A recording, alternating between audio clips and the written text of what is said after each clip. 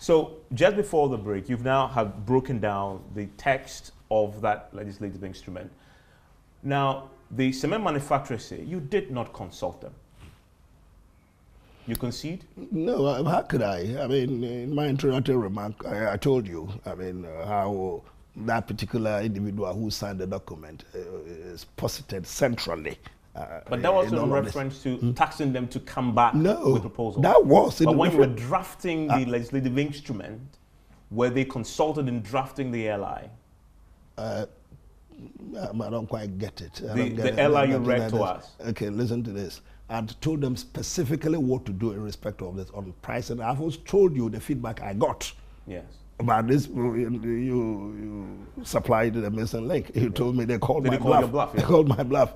Yeah. What I'm saying that I should call them and tell them that I was making sure that they got the message clear and loud. Now you're moving from a directive to a regulation. Yes, you definitely needed to consult them. Then to do what? What was the constitutional basis for that? To get their input into that. The pricing that I'd warned you against. I'd warned you consistently that you couldn't do what you were doing. This price, the association. I'd actually always thought the association was on the part of the citizenry. That's been my assumption. I got the impression from the letter they wrote quite clearly that they are part of the manufacturers and they're really not part of. But you know, I mean, you've been in Parliament for so long. Yes. That the legislative process always includes consulting stakeholders. Well, no, it's nothing like that. The legislative process, the drafting of it, at least you need to consult before it gets to Parliament. Well, if it's a convention. For whatever reason, you want to consult the generality of those who are affected. Now, in this context, the people who are affected would be the generality of Ghanaians, the ordinary citizens. But Ghanaians, also include the manufacturers, because they also be affected because of the price. If it doesn't reflect the cost of production, then they will lose. Well, that's fine. So I read the particular paragraphs to you.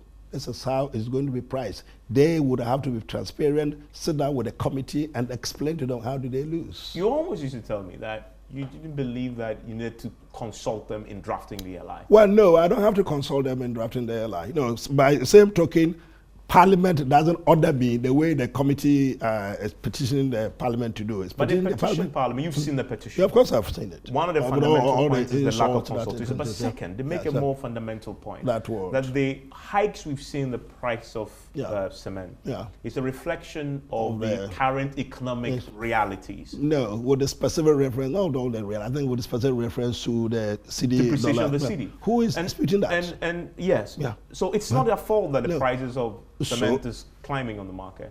Once the two of us don't disagree on this matter, that is why we say that let there be transparency.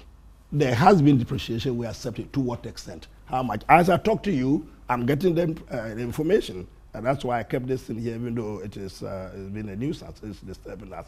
I got the information just as we started speaking that GASM is increased. The cement bag of 42.5, the regular, by 2 cities. So I think they are now selling, this is what I have here. GASM 42.5 regular, it's 117 to 120 cities in Kumasi. CMAF is selling 32. They have different grades. 32, they are selling it between 105 and 110 cities Kumasi. In Accra, GASM is selling 32 regular at 97. CMAF is selling 32 regular at 90. Look at the gap. Look at the differentiation. And then, of course, the others. I've got these other ones here. Forward 90 cities. That was a word I used before you came back on air. I wouldn't do that. Yeah. But the point simply is this, that we cannot have this massive differentiation, which for because some of us the CD to the dollar now is 15 CD plus to $1. I asked and I was told about it. So again, that is why the prices you're quoting are like that. So again, so what? Has there been depreciation of the CD within the minute that we started talking? Well, the CD constantly is changing and depreciating. The stability has been a challenge the last couple of weeks. Well, last couple of weeks, it doesn't blow by the direction of the wind. I don't believe that just when we started talking, there has been a reason why GASM, or for that matter, any company should increase their price by that margin. But the reality is very clear. We all accept it. The city hasn't been performing greatly of late because of all the exogenous factors that you and I are all aware of. But that's not the point.